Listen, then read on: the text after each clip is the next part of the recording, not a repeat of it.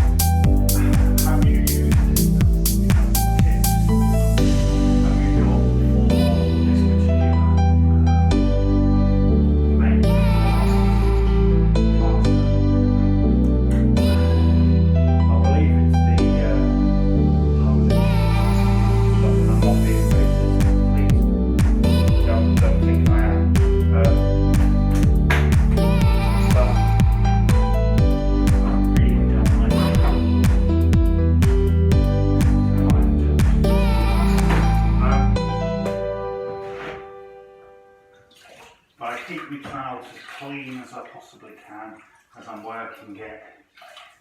And you probably noticed that one of the trowels I was using got a bit rusty. And I find that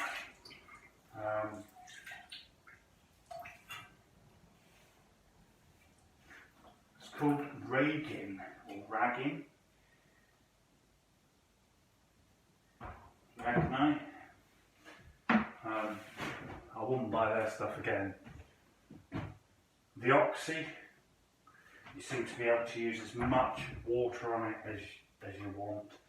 The only thing I find is the corners are slightly bit too sharp, or extremely sharp actually. And I don't mean in terms of a safety point of view, but I'm wondering whether or not to just knock them off. Perhaps it's me, the way I'm using it.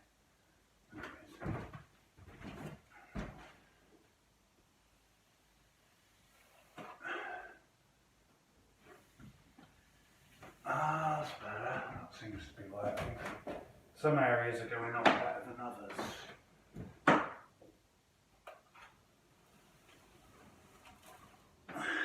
No, that's not ready yet.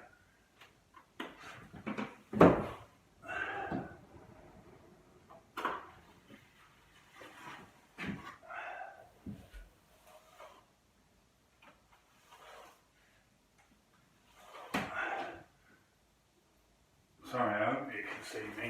I can't see ceiling.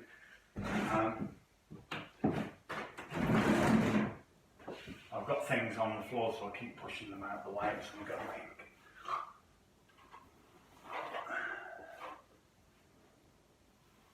There we go. Getting there. But I just don't seem to be able to get the polished look that the gypsum gives you.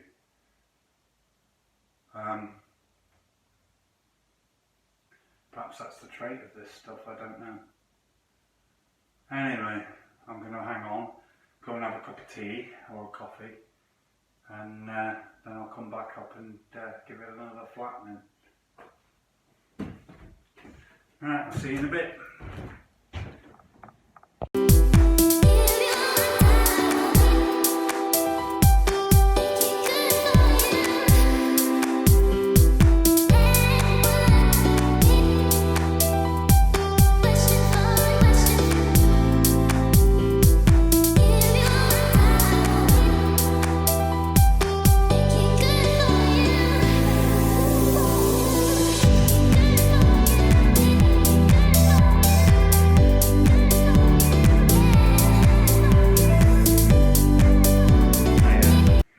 Yet again,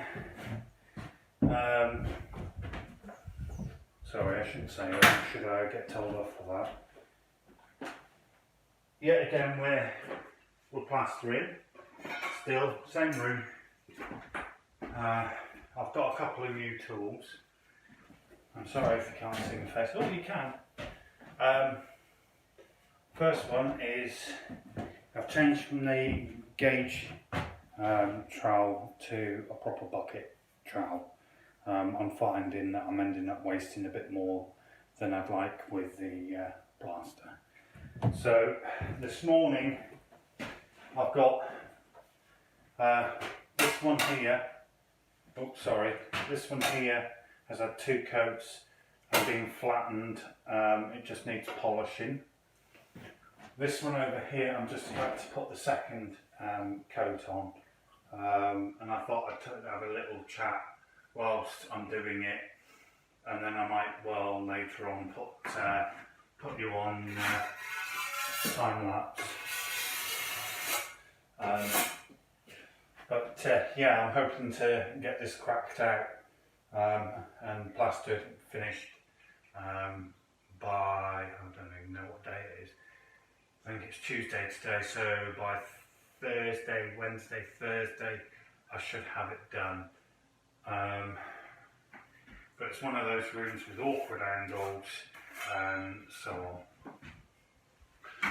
So we'll just get cracked on, and later on I bought a few new tools, not many, but some.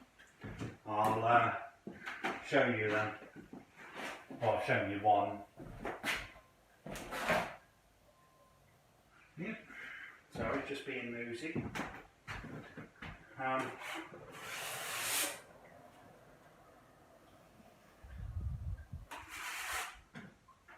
So I thought I'd do some real time of the plastering, just to show that you know, it's not difficult, but it's not as easy as people think it is. You know, it's taken me the morning to do these two walls, and you'll notice though actually that the walls tend to go a bit quicker than the ceilings.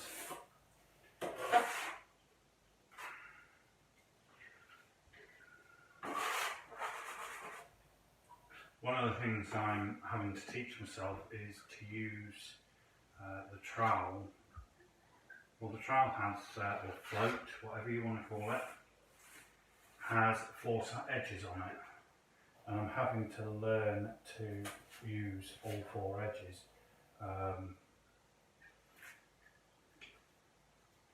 And it's not been easy. And those of you who are perhaps watching this because they want to have a go at it, for whatever reason, when you're doing, or you're up against corners, such as this beam, ceiling, wherever you can, try and pull away from it, because otherwise you end up with a huge, great big build-up on the corners here, and they don't look quite as nice. Yes, you can use corner trowels, but I actually don't get on with them. The other thing you want to make sure is, you know, as soon as you start seeing gouges in your work as you're putting it on, look both at the wall in front of you and on your trowel, and try and get rid of whatever bit it is.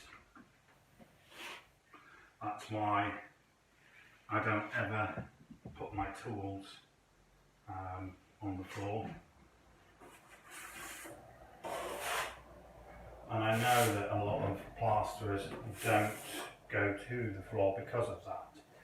But, you know, I like to do things not necessarily properly, but my way. And that's one of the things that I do. I go to the floor.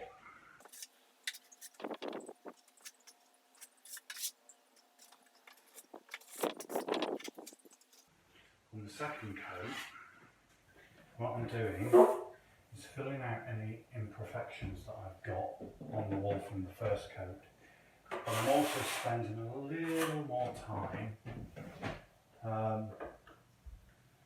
smoothing it out. You know. Another tip I found is, especially with this stuff, there's a lot of timings, you know, between sort of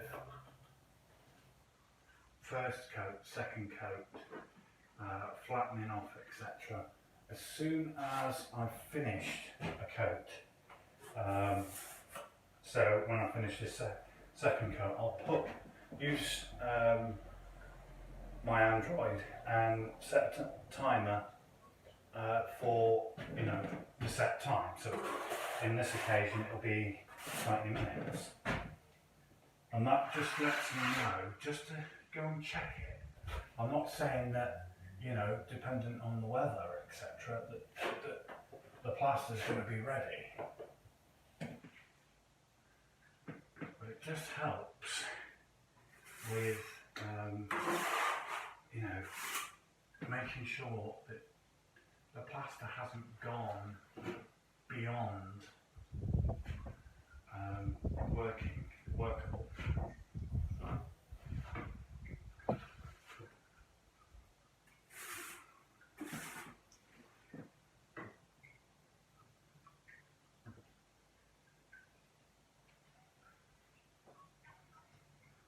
again, I'm using all four sides of my trowel all over the wall, well, certainly where the edges are. And I've got a few, there we go. Alexa, stop. That's Alexa telling me that 40 minutes is up and I just need to come and check this wall. And no, I can leave it a little bit longer.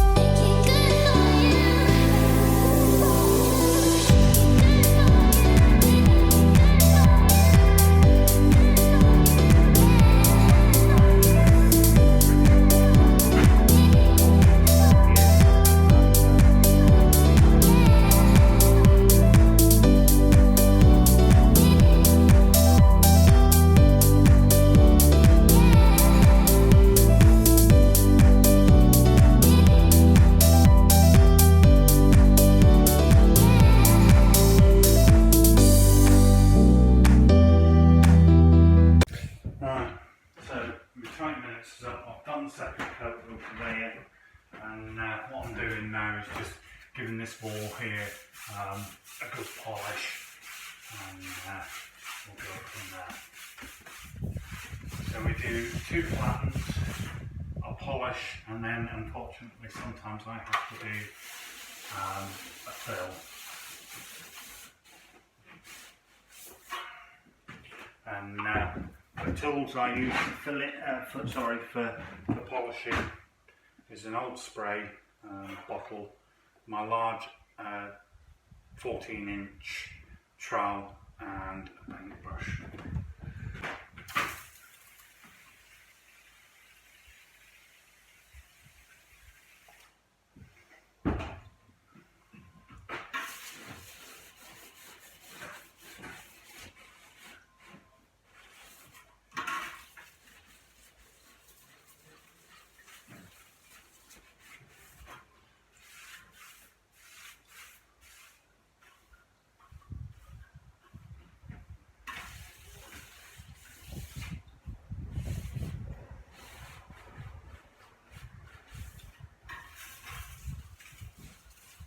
Sometimes I swap over to the little 9-inch,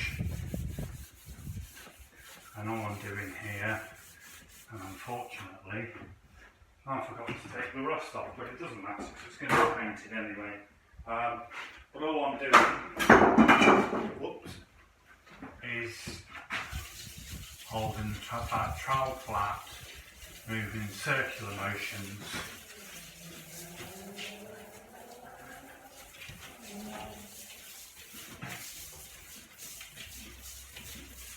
I have no idea if this is the way you're supposed to do it, but it seems to work with this particular plaster.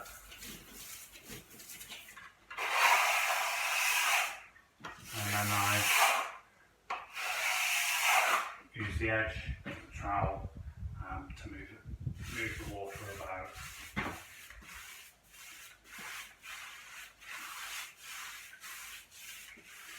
I mean, according to Make Good, you know, at this stage I should just be able to, you know, loads of water on it, no problem.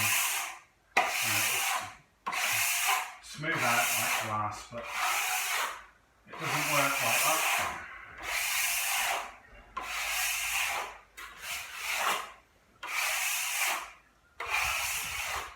And actually I seem to be doing a lot of filling. I've also got here a bucket which is just, it's dirty water, and it's what I use to clean the tools off with, and I'm constantly dipping into it to clean the trowels off. And I'm using the paintbrush to both clean it and to use, if I don't think an area is quite right, without having to you know, constantly spray it.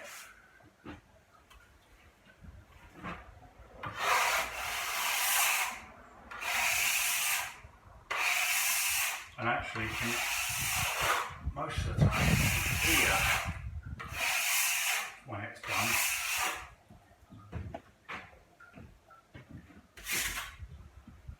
and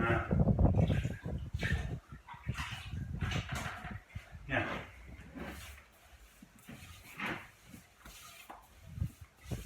it's just a matter of keep working over the wall until, you know, it's done to your satisfaction. I know on this wall I'm going to have some filling to do. This is what I found with this make good stuff. You know, it doesn't work the same, and in actual fact I've ruined a few tools, floats with it, and they're floats that I've had for a few years doing different jobs. And it leaves a kind of residue on the tools. I don't know if, you know, anybody else has had that same problem. If you have, leave a comment in the space below. Tell us what sort of experience you've had with this stuff, or in fact if you've even used it.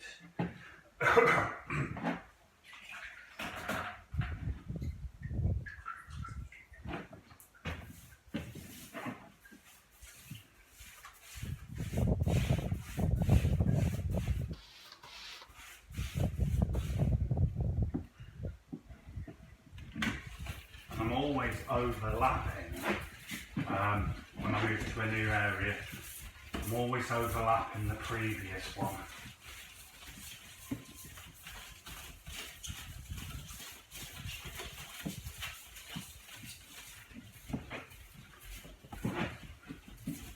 I mean, I know this morning I've had to run in two walls together, but I don't normally do that.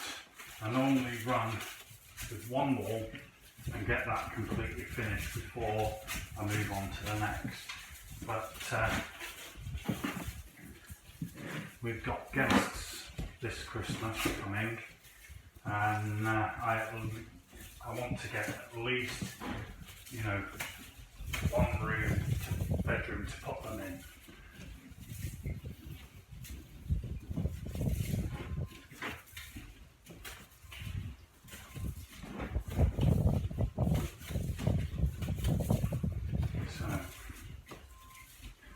In order to get one room, I've got to do an entire floor so that we can do the second fix. Sorry, second fix electric.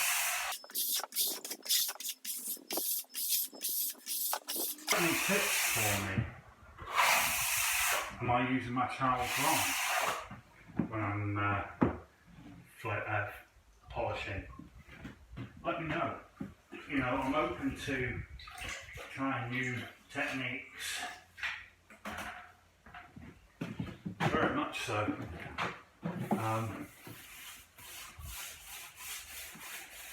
and improving my skills, and yeah, anyway, I was thinking today, and I was asked a couple of times, you know, why am I doing all this work myself? Why aren't I getting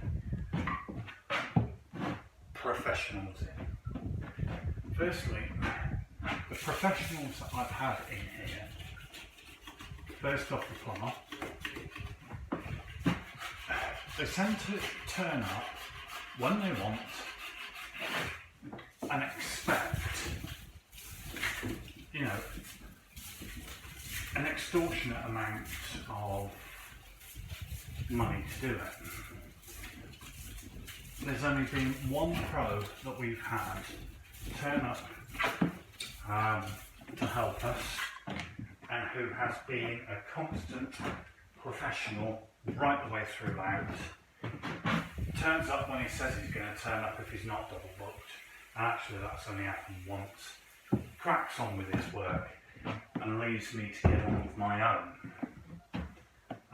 And that's been our electrician. He's asked us where we want things, what we want. I mean, yeah, we do provide all the materials. The same with the plumber.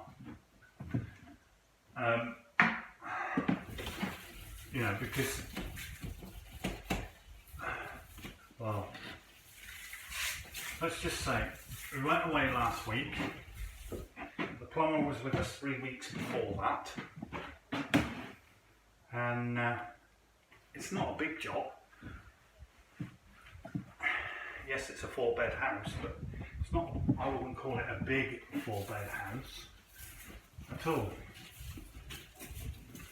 He still hasn't finished, and Zoe's been texting him every day, once a day, just to see if he's coming. No reply, not even to say no, I'm sorry, but we're waiting, we need this, this or this before I can continue. We've had nothing.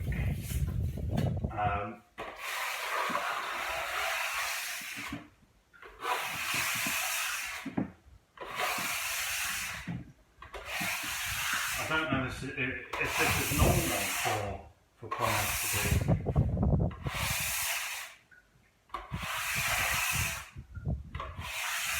But it's gotten to the point now where, well, it's coming up to winter, it's now what, September? And yes, we've got hot water now, we've got cold water, plumbed everywhere, but I've got no heating. He's done some of the rats and not very much of the others.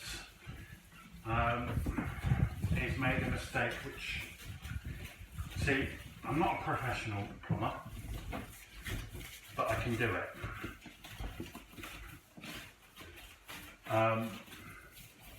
He's not connected the back lot of radiators with the fronts, because rats, I'm going to show you, do a little diagram, and for those of you who don't know, but radiators run on a circuit, or on a ring, if you will. You have 2 pipes, and they run around the house, and the rats come off of that.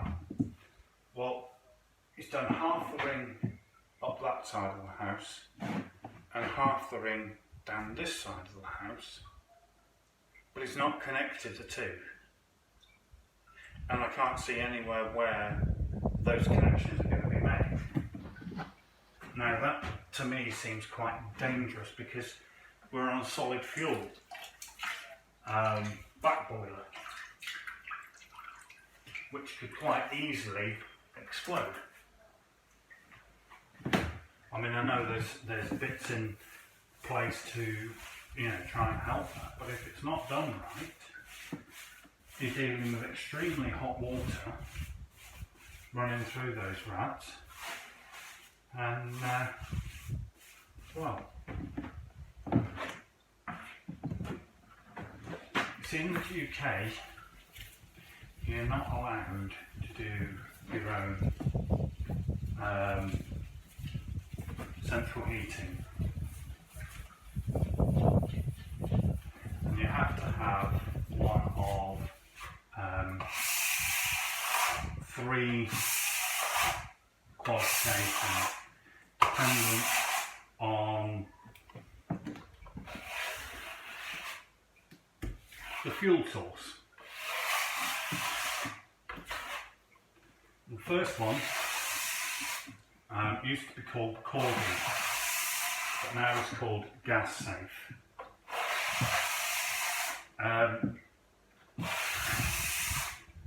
They're the ones that are allowed to install any gas appliance. Then you've got off-tech, and they deal with all the oil boilers, or or sorry, kerosene, kerosene stroke oil. And then you've got two types of heat ash. The first one is a wet heat ash, and the other one is dry. The dries can install anything without any water. Sorry, there might be a bit where I just dip out of the camera view.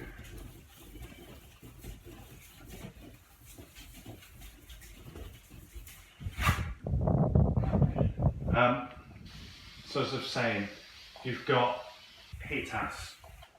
The first one are allowed, or the dry are allowed to install, as far as I'm aware, flue liners and any form of fires that don't have any form of back boiler or water source. Then you have wet, and they're the guys that can install back boilers, and that's what we need. Now, we were assured by this plumber that yeah, no problems, I'll solve it. It's the same as dealing with gas, but that was kind of my first inclination that this guy didn't really have what it took. I thought, okay, no worries. You know, somebody else, you know, Zoe's dad is paying for this, so I shouldn't really be asking questions.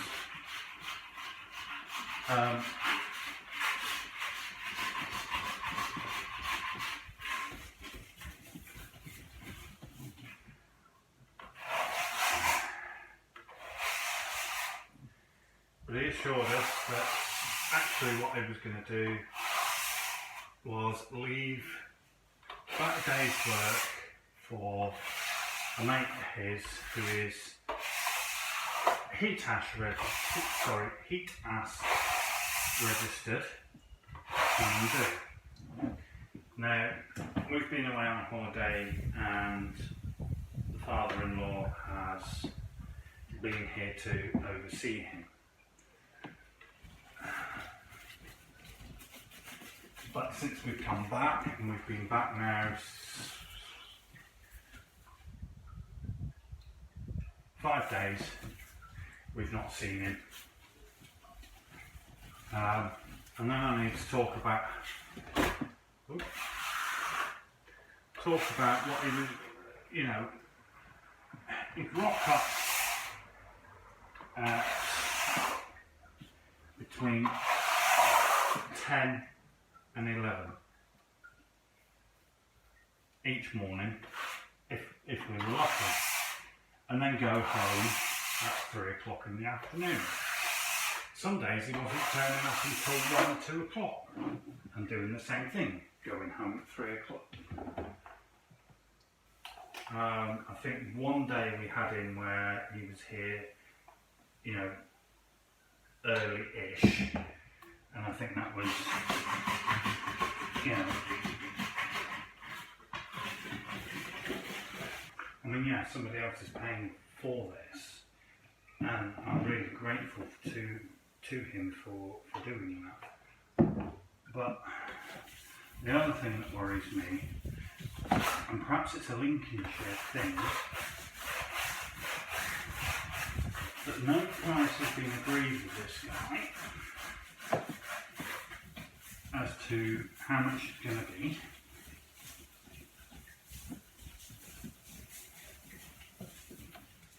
So I'm a bit worried that, you know, this guy's going to rip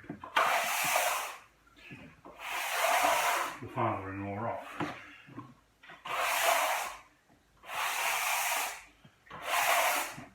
It's one of the things I always advise every single one on my clients, it doesn't matter what they're having done, you agree a price with whomever it is, you know, whatever trade it is, whether it's, you know, a painter and decorator, an electrician, whatever it is. Yes, those prices can go up, but they shouldn't go up unless that tradesperson has spoken to you about it first. And then it should be agreed in writing. Anyway, back to the plumber. The other thing that he's been doing is now remember, we're paying for all the parts for him. So all the parts are here, okay, ready and waiting for him. He hasn't bought any. But what he's doing, him and his son, are pocketing parts, you know, taking an extra out of the packet, putting it in his pocket. They've been taking any scrap bits of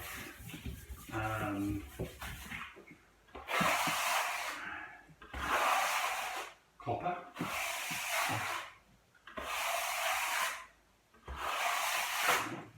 now to me that's theft. Doesn't belong to them. Now I do understand that you know, a couple of times, you know, we weren't able to get the parts of him there and then that he wanted. So, you know,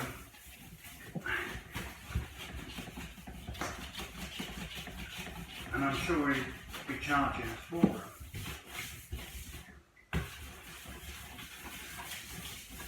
And then we've had, and remember, this particular bit I cannot prove, but I'm pretty sure that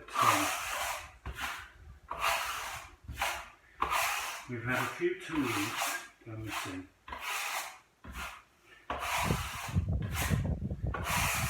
It's not an expensive tool, and it's a bit more ergonomic than anything else. But it's been things like screwdriver bits that have gone missing.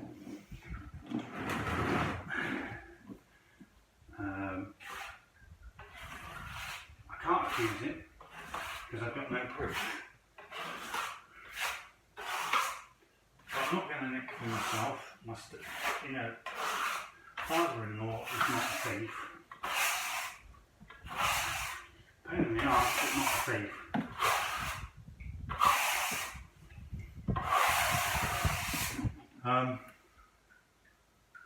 And he's got no reason to steal from us. You know, if he wanted to borrow something, you know, a tool or anything like that, all he's got to do is ask. And no, not a problem. I know it's not the electrician, because that's just not in his nature. And the electrician wasn't here at the time it went missing. So it only leads to one conclusion.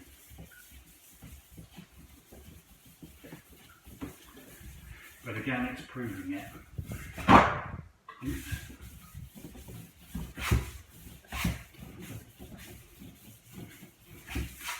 Right. That's another wall done. So I'll just go over and do the same to that other wall. Okay. Bit of filling on here to do, and that will sort that one out. So I'm going to move you a bit over here, I think.